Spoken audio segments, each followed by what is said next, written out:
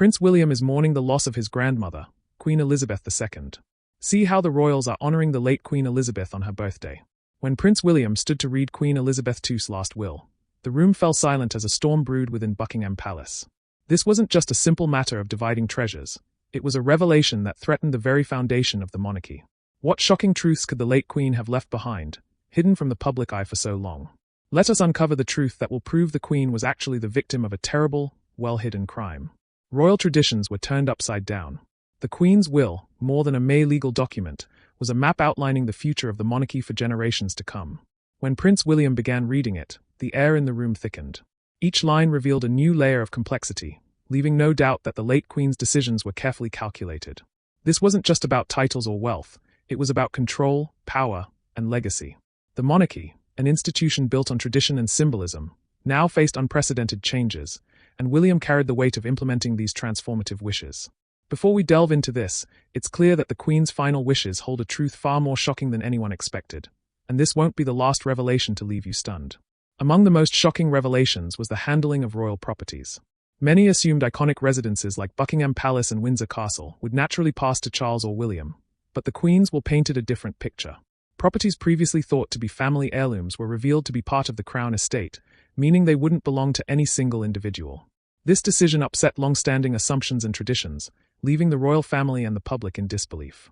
Even Balmoral Castle, the Queen's cherished retreat in Scotland, was subject to unexpected arrangements that saw it shared among several family members rather than going directly to Charles or William.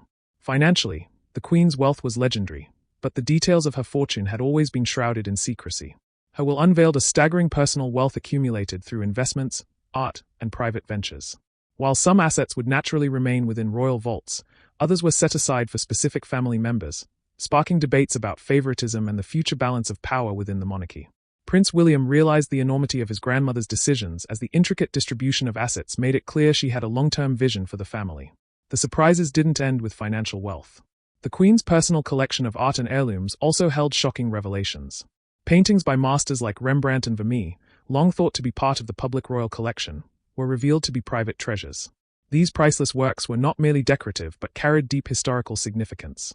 The Queen had assigned specific family members to inherit these treasures, bypassing the traditional expectation of passing them to the reigning monarch.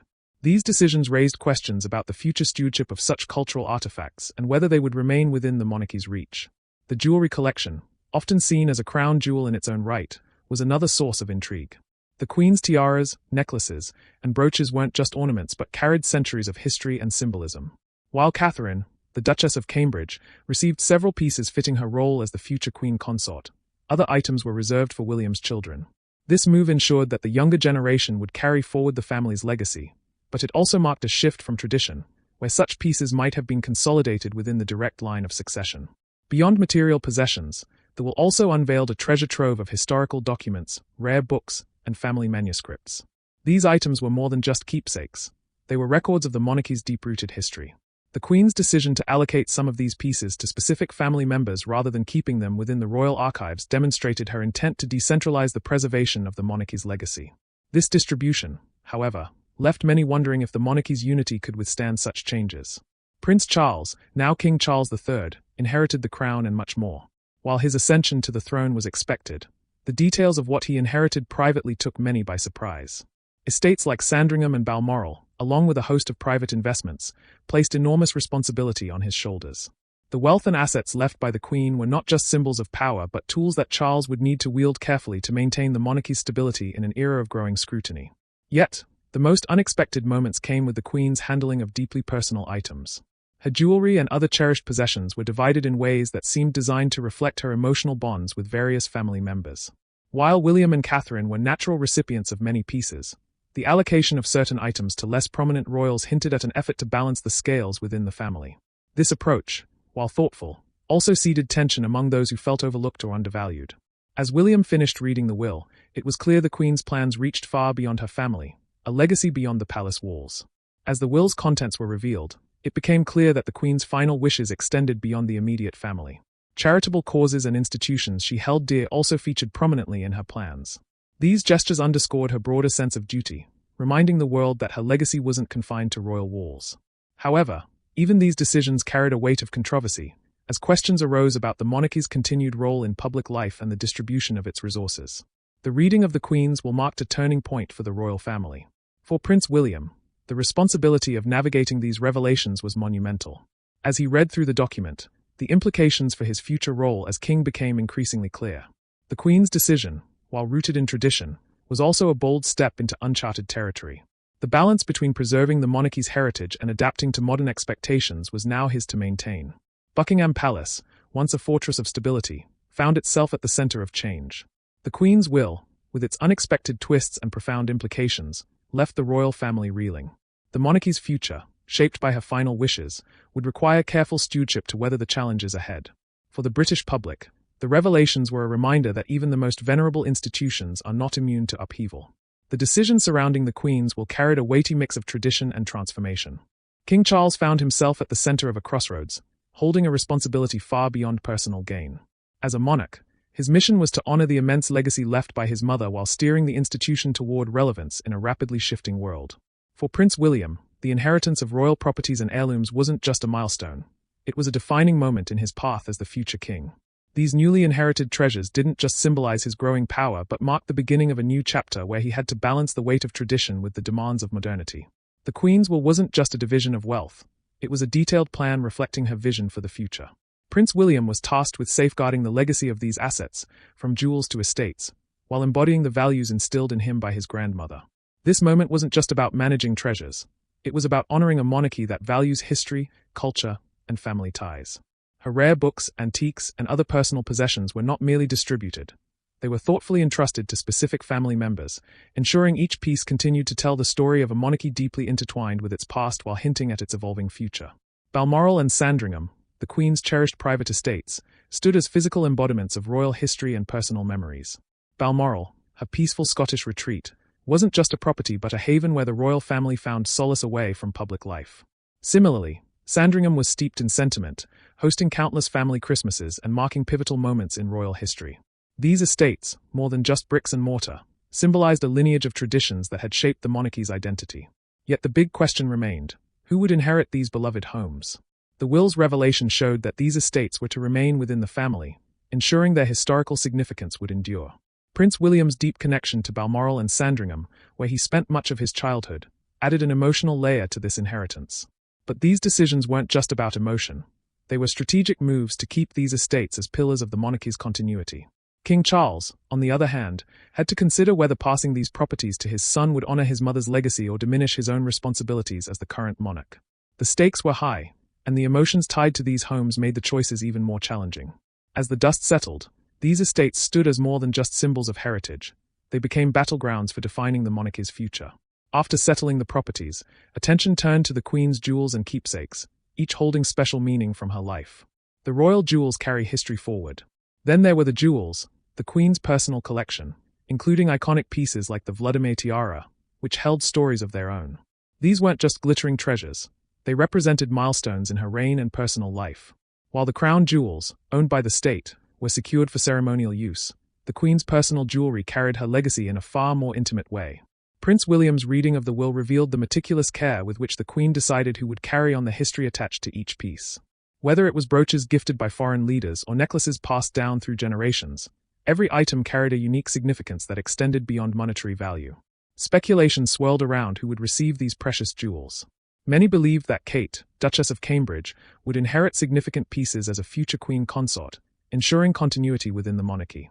Others speculated that Camilla, the queen consort, might hold some of these treasures to symbolize her growing role in the royal family. But the underlying message of the Queen's decisions was clear.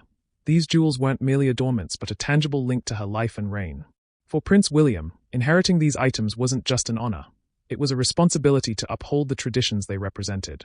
The stakes were similarly high for the crown jewels, though these were never part of the Queen's personal will. As state property, they were destined to pass to the reigning monarch, serving as enduring symbols of royal authority. Yet, their role in the monarchy's public image was critical. The crown jewels were more than historic artifacts.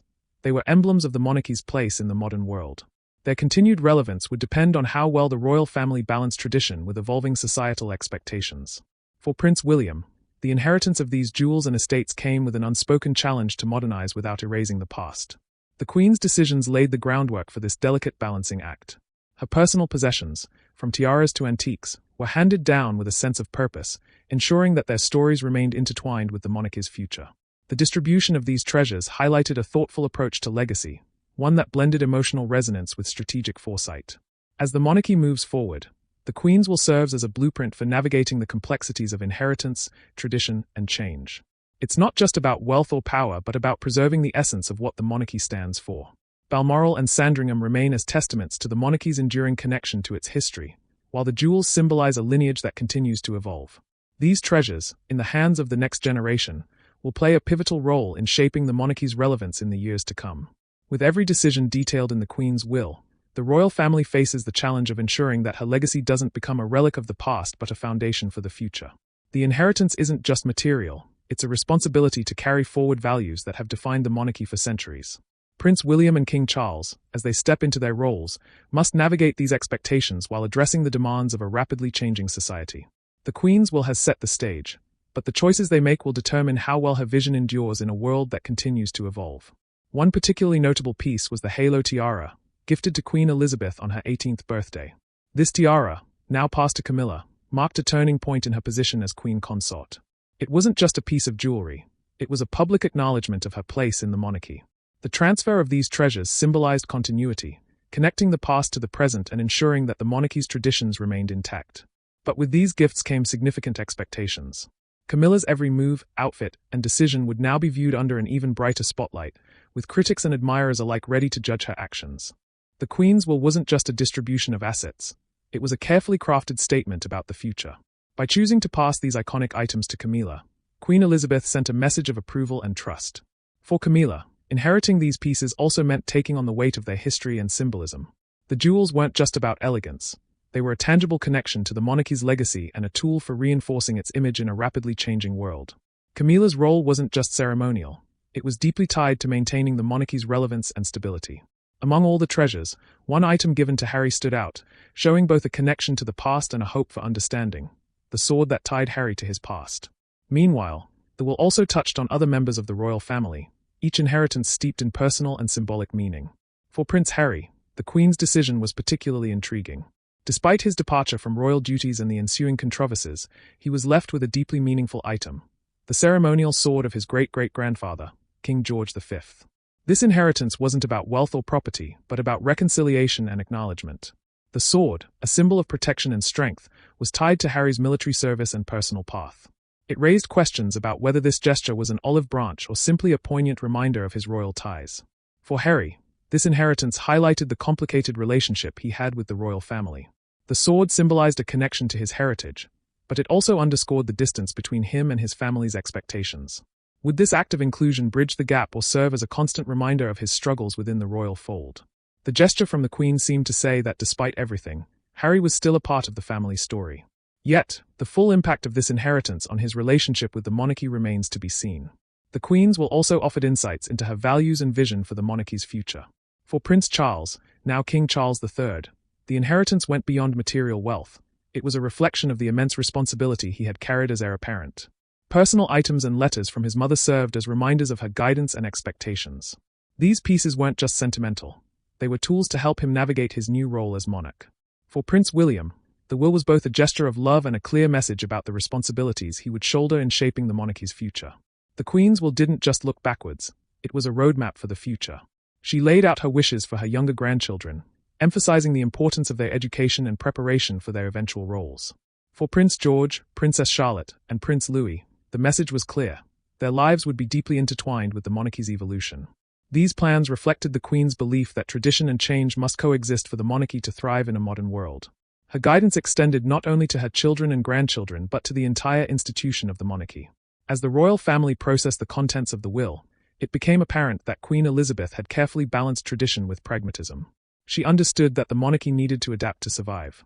The items she chose to pass down, whether jewelry, letters, or other personal belongings, were not just heirlooms but symbols of the values she hoped to instill in her descendants.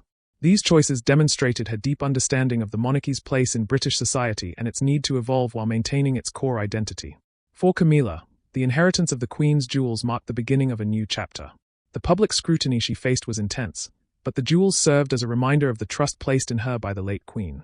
They were both a privilege and a challenge, symbolizing the weight of the monarchy's legacy. For Harry, the sword was a bittersweet token of his place in the family. It represented both inclusion and the complexities of his relationship with the royal institution. For King Charles and Prince William, the will was a call to action, a reminder of their duties and the importance of unity in ensuring the monarchy's future. Queen Elizabeth's will was more than a legal document. It was a reflection of her legacy and the lessons she wanted to pass on. It was a testament to her foresight and her commitment to the monarchy's survival. The items she chose to leave behind carried deep symbolic weight, reminding her family of their shared history and the responsibilities they bore. As the royal family moves forward, they will do so with the knowledge that the late Queen's influence continues to guide them. The future of the monarchy now rests in the hands of those who inherited her legacy. Whether through jewels, swords, or personal letters, each piece of the Queen's will carry a story and a purpose. The challenge for the royal family will be to honor her wishes while navigating the complexities of a modern world. The monarchy's ability to adapt and remain relevant will determine whether Queen Elizabeth's legacy endures for generations to come. Her final words and gifts serve as both a reminder and a challenge to her heirs to uphold the values she cherished and to carry the monarchy forward into an uncertain future. Could Queen Elizabeth's will hold revelations that could shatter the monarchy, or is it all being hidden to protect royal confidentiality? Share your thoughts, and remember to like and subscribe for more.